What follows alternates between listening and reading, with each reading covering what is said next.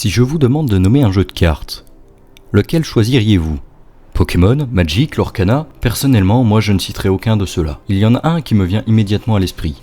Yu-Gi-Oh! Sorti en 1999 suite à l'animé du même nom, ce jeu de cartes est rapidement devenu très populaire. Aujourd'hui, il se place au même niveau que Magic et Pokémon, c'est pour vous dire. Avant de passer à la partie qui nous intéresse, il est nécessaire de rappeler les règles de base de ce jeu. Chaque adversaire commence avec un deck de 40 à 60 cartes, plus un extra deck qui peut contenir jusqu'à 15 cartes. Le duel se joue généralement en BO3, c'est-à-dire en 2 manches gagnantes et oppose 2 joueurs. Au début du duel, chaque duelliste se voit attribuer un total de 8000 points de vie. Si ces points de vie tombent à 0, le duel est terminé et est remporté par le joueur ayant des points de vie restants. Enfin, pour vous donner un ordre d'idée, le terrain de jeu de Yu-Gi-Oh! Ressemble à ça. 5 emplacements pour poser les monstres, 5 emplacements pour poser les cartes magiques et pièges, une zone terrain, un cimetière, un deck et un extra deck.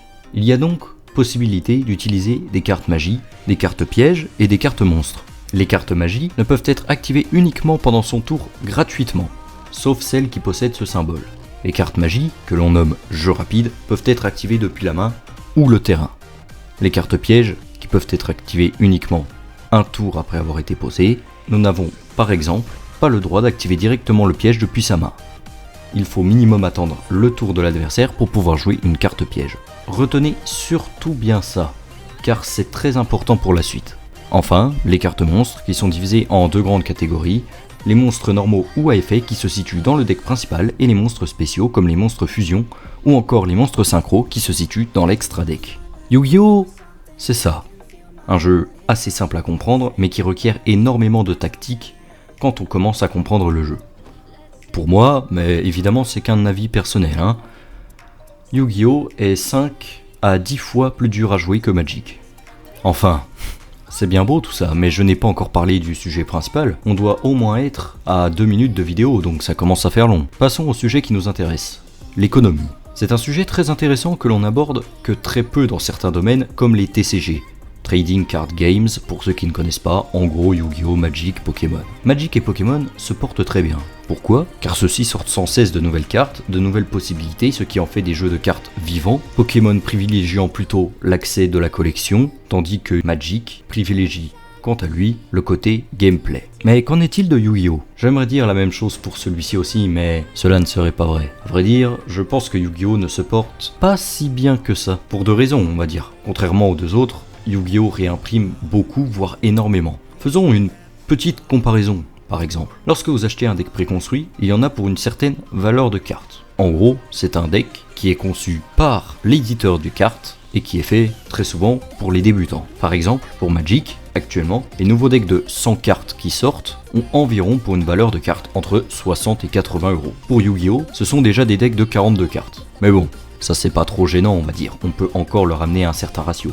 Un préconstruit dans Yu-Gi-Oh, on l'achète 13 euros et il y a une valeur totale de cartes de 10 euros. Et encore, ça c'est si vous avez acheté un très bon préconstruit. Un deck préconstruit de Magic coûte 40 euros, donc là il y a déjà un premier problème. C'est le fait que l'on paye un préconstruit plus cher que de commander les cartes à l'unité. Mais si ce n'était que ça, je vous explique. En gros, il y a pas longtemps, j'ai acheté le préconstruit de Yu-Gi-Oh prénommé Attention aux Trap Tricks. Bon, faudrait que je le teste un jour d'ailleurs, mais ça c'est un autre problème. Bref, j'ai fait l'inventaire des cartes et j'ai eu une agréable surprise. La valeur des cartes totale était à 7 euros. Mais en fait, j'ai vite fait le rapprochement avec un truc assez terrifiant. En gros, sur les 42 cartes de mon deck, il y en a 2 qui comptent pour 6 euros. Tout le reste, sauf Raijeki et le plumeau de Damarpi pour les connaisseurs, est à 1 centime. Bonjour. Bonjour, ça va? Bah ouais, et vous? Bah ouais, ça va bien. Ah!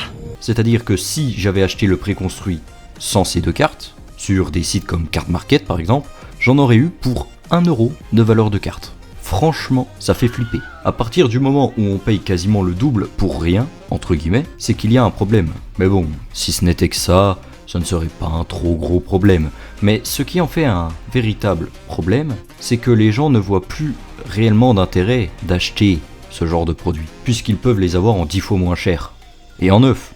Après, cela n'a pas que des inconvénients, Je pense par exemple que quelqu'un qui joue à Magic et qui souhaite jouer en compétitif, sur Magic par exemple, il est impossible d'avoir un deck réellement compétitif à moins de dépenser au minimum 1000 euros, ce qui est quand même une somme assez conséquente. Sur Yu-Gi-Oh, c'est simple, pour une 60aine d'euros, vous avez un très bon deck, peut-être même un des meilleurs decks compétitifs du moment. Après, il faut apprendre à savoir le jouer, mais sinon vous avez un deck compétitif. En revanche, pour que des gens souhaitent se lancer en compétitif, il faut qu'il y ait des joueurs. Et cela nous amène au second problème. Yu-Gi-Oh! N'attire pas les nouveaux joueurs. Pour plusieurs raisons, à vrai dire. La première, c'est que le jeu se démocratise de moins en moins. À l'heure actuelle, le TCG le plus connu au monde est Pokémon, suivi de Magic et enfin de Yu-Gi-Oh! Avec le temps, celui-ci s'essouffle. L'aspect visuel des cartes ne donne franchement parfois pas envie. C'est vrai, les bords marrons tout dégueux là, ils sont là depuis combien de temps ceux-là? En revanche, je trouve que les illustrations sont magnifiques, mais ça c'est purement subjectif. Deuxième problème majeur, les effets des cartes qui font 15 lignes. Je suis sûr que si je réunissais assez de cartes, je pourrais créer une maison avec, tellement il y a un gros pavé sur certaines d'entre elles. Quand vous voyez un paragraphe de 20 lignes écrit en police 2 sur une carte de 4 cm par 5 cm, franchement, ça donne pas envie. Mais enfin, le plus gros problème, c'est que, selon moi, Yu-Gi-Oh! Est devenu trop rapide. Maintenant, une partie se finit en 3 tours maximum. En fait, avec les années, Yu-Gi-Oh! N'a pas vraiment su s'adapter à cette vague. Dans Magic, par exemple, les parties contiennent plus de tours. Pourquoi? Car la restriction d'un terrain par tour est selon moi un très bon moyen de ralentir le jeu. Dans Yu-Gi-Oh! Vous pouvez jouer autant de cartes magiques que votre main contient, sachant qu'il y a certaines d'entre elles qui vous font piocher énormément, ce qui vous permet de récupérer donc de nouvelles cartes magiques. Il n'y a pas de restriction, ni de ressources à dépenser. De plus, le jeu contient beaucoup de tutors, ce qui permet de facilement réaliser des combos. Je ne dis pas que cette accélération du jeu est mauvaise, je dis juste que c'est une des raisons qui fait que les nouveaux joueurs n'affluent pas. Personnellement, je joue un deck compétitif sur Master Duel, et quand je joue avec, je m'amuse bien. Le problème, c'est que pour avoir un deck compétitif, il faut déjà avoir une certaine expérience dans le jeu. Prenons par exemple Master Duel, l'application pour jouer virtuellement à Yu-Gi-Oh! Depuis un ordinateur ou un portable par exemple. Le jeu a l'air très bien au premier abord, on nous apprend les bases, on s'amuse bien au départ, puis on se décide à lancer pour la première fois une partie en ligne, afin de pouvoir trouver un défi à sa taille. Mais là, on tombe sur quoi ?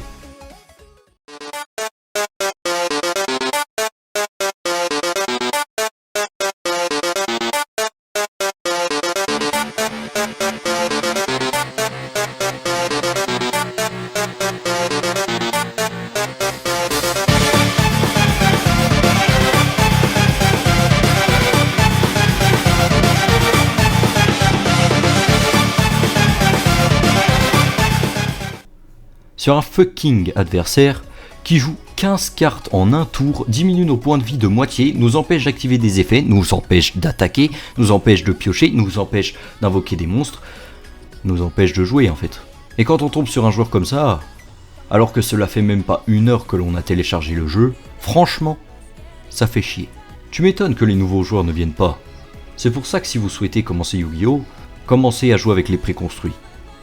Vous allez beaucoup plus vous amuser en découvrant le jeu de cette façon.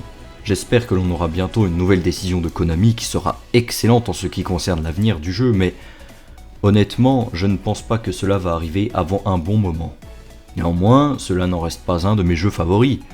Honnêtement, j'ai commencé Magic il y a depuis quelques mois maintenant, mais je préfère largement Yu-Gi-Oh!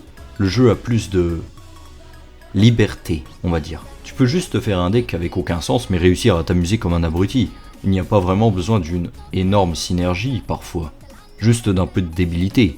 Et franchement, vu qu'on peut mettre n'importe quelle carte dans n'importe quel deck, eh bien je peux vous dire que certaines des cartes me sont devenues fétiches. Je pense par exemple à l'âme Inotama qui est un monstre normal avec 600 points d'attaque et 500 points de défense, un monstre complètement pourri, on est bien d'accord, mais que j'inclus toujours, parce qu'il est nul, justement. J'ai tellement de souvenirs avec ce jeu que je pourrais me les remémorer toute la journée. Bref, si vous voulez commencer à jouer, n'hésitez pas à aller acheter des decks préconstruits, ou alors à aller acheter une liste de cartes directement sur des sites comme Card Market, et surtout, essayez de jouer entre amis. C'est pour moi la manière la plus sûre de commencer le jeu. En attendant, j'espère que vous avez apprécié la vidéo, n'hésitez pas à lâcher un pouce bleu, un abonnement, un partage, un commentaire, enfin, ce que vous voulez. Et en attendant, je vous dis à plus, bye bye.